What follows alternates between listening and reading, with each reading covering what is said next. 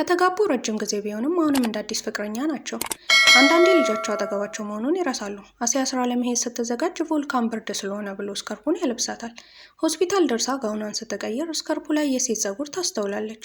ፀጉሩም ወደ ብርሃን አስጠግታ ስታየው የሌላ ሴት ፀጉር መሆኑን ትረዳለች። ይህ ነገር በጣም ይረብሻታል። ታካሚዎቿንም በስርዓት ማስተናገድ ያቅታታል። የሚመጡት ታካሚዎች ሁሉ ትኩረቷ ፀጉራቸው ላይ ይሆናል።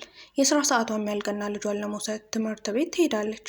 ግን አይኗ ወርቃማ ፀጉር ያላቸው ሴቶች ላይ ያተኩራል። በዚህም መካከል አንድ ሴት ወደ እሷ ትመጣና በፈገግታ የተሞላ ሰላምታ ታቀርብላታልና የቮልካን ጸሐፊ እንደሆነች ትነግራታለች።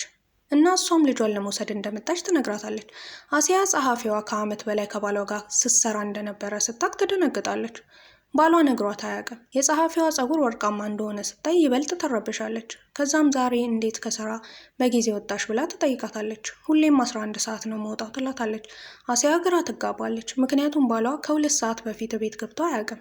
3 ሰዓቱን የት እያሳለፈ ነው? ይሄ ጥያቄ ጭንቅላቷ ውስጥ እየተመላለሰ ራት እየሰራች ባሏ ቤት እስከሚመጣ ተጠብቀዋለች። ባሏ 3 ሰዓት ተኩል ላይ ይደርሳል።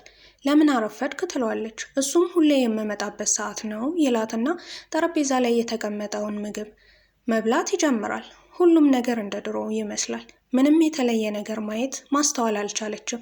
ከእራት በኋላ እሱ ሻወር ሲገባ አሲያ ስልኩን አንስታ ትፈትሻለች፣ ግን ምንም አላገኘችም። ምን ማየት እንደፈለገች እንኳን አልገባትም። ስልኩን መለሰችለት። በቀጣይ ቀን አብራት ለምትሰራው ጓደኛዋ ማከረቻት።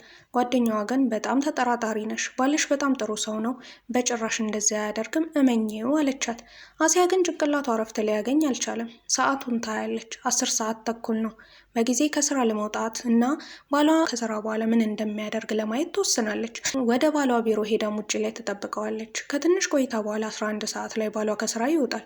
እሷም በድብቅ ትከተሏለች። መንገድ ዳር መኪናውን ሲያቆም አየችው። ከዛም ወደ አበባ መሸጫ ገብቶ አበባ ገዛ። የተደበላለቀ ስሜት ውስጥ ሆና መከተሏን ቀጠለች።